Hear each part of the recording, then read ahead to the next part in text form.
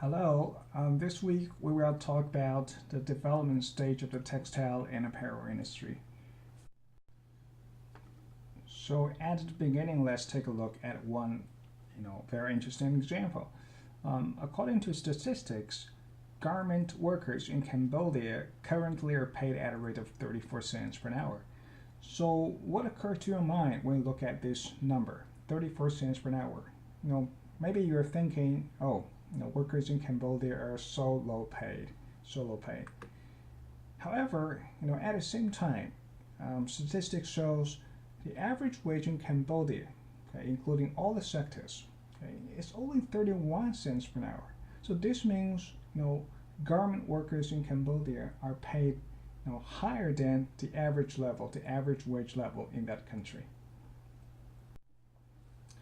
Similarly, okay, so garment workers in the United States in 2015 are paid at the rate of $16.90 per hour.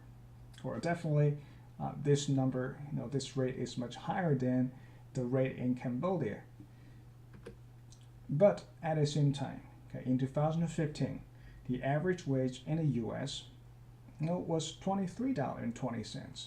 So actually, garment workers in the United States were paid lower than the average level in the country. Second example, we all know that textile and apparel industry is particularly important for developing countries, as shown on this slide.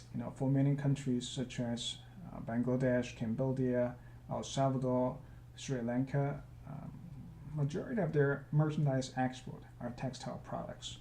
And in comparison, in the United States, textile and apparel exports only account for 1.3% of total U.S. merchandise export. But another interesting fact is, while developing countries are making apparel, developed countries like the United States and Western European countries such as Germany, France, Italy, they're making more high-tech driven and capital-intensive products such as airplanes, software, and cars. So a very interesting phenomenon is, while developing countries are growing their economies, but the gap between developed and developing country is getting wider and wider. So what can we learn from these two examples? I think a very important point we should keep in mind is when we talk about sustainable development, and this concept shouldn't be limited to just about providing a decent working environment for workers. And actually, sustainable development is also about achieving industry grading, which means, for a developing country, it should gradually be able to move from making simple apparel products to gradually make more sophisticated products, okay, like technology, computer, airplane, software. Meanwhile, developing countries, should gradually move from some low value added production functions such as cotton and sew to be able to develop a more sophisticated apparel supply chain. So this is why this week we will take a look at the general pattern of the stages of development of the country's textile and apparel industry. That is how the textile and apparel industry in one country will gradually upgrade and evolve, as well as the relationship of the textile and apparel industry with that country's overall economic advancement level. So at each development stage, okay, a country's textile and apparel industry will have certain characteristics, okay, from two aspects. One is the output structure, okay, which refers to whether a country at a certain stage is mostly manufacture textiles or make apparel. Okay. How about the nature of its products? Are most output natural fiber products or mostly man-made fiber textile and apparel products? And then how about the volume? Is it high volume or low volume? Okay, so this refers to the output structure. The second aspect is the trade structure. So please also pay attention to these things. For example, at a certain stage, is a country mostly import or export textiles? And how about apparel? Okay, is it mostly import or export apparel? And then how about the trade volume? Okay, so let's look at these stages. So the first stage is the embryonic stage. As you can see from this picture, at that time, a country may even not have a factory to make textile and apparel. So everything is produced in a cottage setting, okay, very low productivity, all handmade, and all natural fiber products like cotton. Because just like a rural economy, so cotton is available, but definitely no man-made fiber products. And also at that time, because of the low productivity, so a country may even have to import apparel products, okay, because its domestic production may not fully able to feed people's needs. Okay, so this is the first stage, embryonic stage. And then the second stage is the early export of apparel. So compared to the previous stage, so there are some improvements at this stage. So first, you can see in terms of the manufacturing setting, at least we have factories. So no longer you make things in a cottage setting, but at least you can have some machines, some sewing machines to help you to make products. And the second, in terms of the nature of job, so most of the job are labor-intensive apparel manufacturing, like people just simply cut and sew imported fabrics and make them into apparel. Okay, but because of the using of machines, using of sewing machines or improvements of technologies, so that country should have abundant production capacity to meet its domestic need. And more than that, so at this stage, a country may start to export some of its apparel manufacturing. But still, at this stage, a country does not have the capacity to make textile intermediary goods, that is textile input. So everything like fiber and fabrics has to be imported from overseas. And then a country may move on to the third stage, that is more advanced production of fabric and apparel. So at this stage, a country may significantly improve the quality and sophistication of the products it can make. So for example, previously a country may only produce very simple t-shirt, but now at this stage it may start to be able to make some sophisticated dresses. Okay. Also, one very important changes is in the previous two stages, a country can only make natural fiber products like cotton, okay, and linen. But at this stage, at the third stage, a country can gradually start to make manufactured fiber products, okay, which is a significant improvement.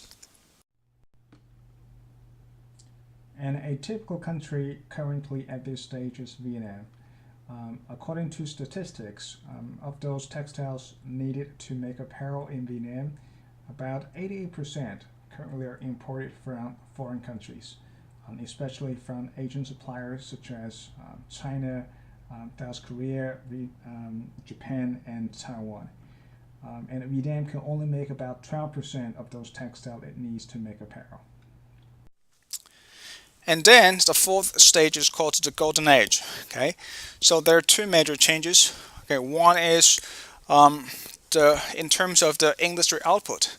Okay, more and more production move from natural fiber products to man-made fiber products. Okay, and a second, okay, at this stage, a country become more self-reliant on textile manufacturing.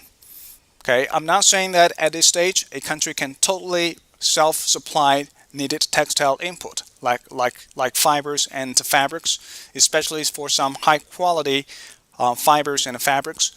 At this stage, countries do need to import, but for some basic textile products, okay, it no longer need to import. The next stage is called the full maturity stage. There are also some unique features of this stage. First, for the first time, we see employment in the textile and apparel industry start to decline starting from this stage. So in the previous stages, you may see a country start to expand its textile and apparel production. More people are employed, but at this stage, the full maturity stage, employment starts to decline. Second, in terms of the structure of output, we see majority of output have become textile products rather than apparel products. And also in terms of textiles, mostly has become man-made fiber products rather than natural fiber products. Okay. And third, at this stage, we see more and more capital, more machines are being used in replace of labor in manufacturing. And this is kind of related to the second point. As we mentioned, textile manufacturing is more capital and technology intensive. So this allows this country to use more machines to make products. Last but not least, in terms of apparel, okay, at this stage, countries start to offshore some apparel manufacturing. So in the previous stages, a country mostly most apparel consumed in that country may be self-supplied, and they can also export. They can also export a lot of apparel. But at this stage, at the full maturity stage, a country may start to import more and more apparel for domestic consumption purposes. The sixth stage is called significant decline stage.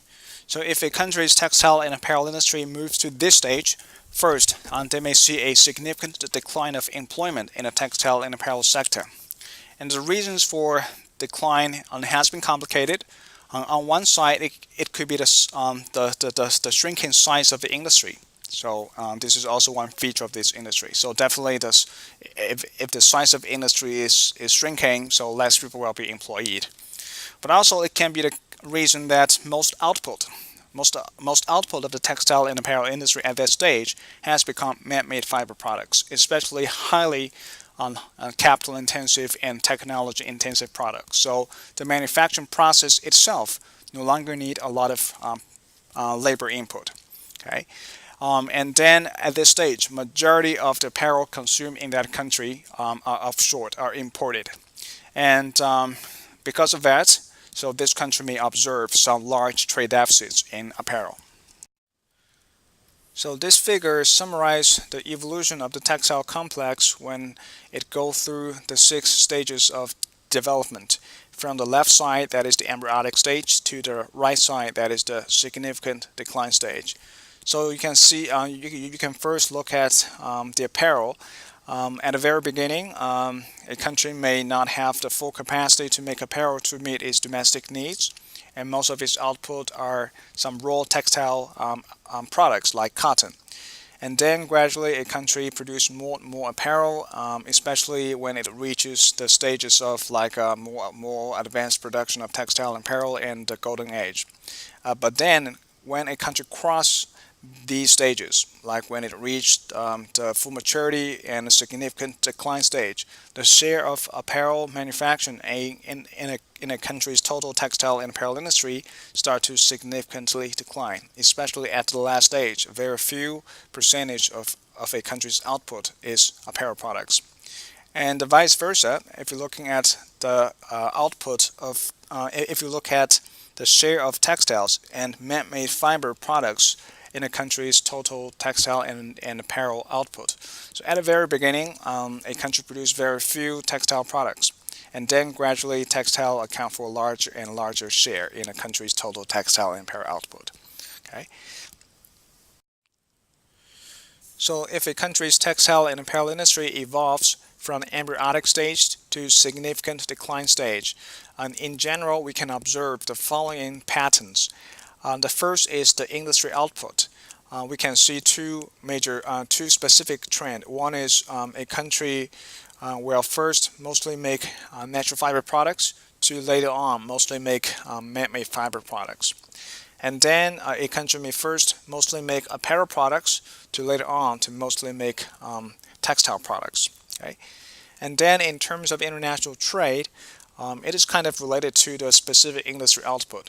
Now, for example, if a country needs textile products but cannot make textile products, so definitely it will import a lot of textiles. Okay, and later on, if a country mostly produces textiles but does not need a lot of textile products, okay, it definitely will export more textile and import more apparel products.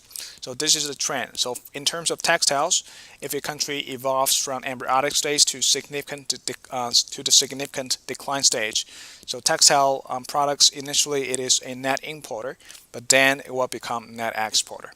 And the trend for apparel is kind of the opposite.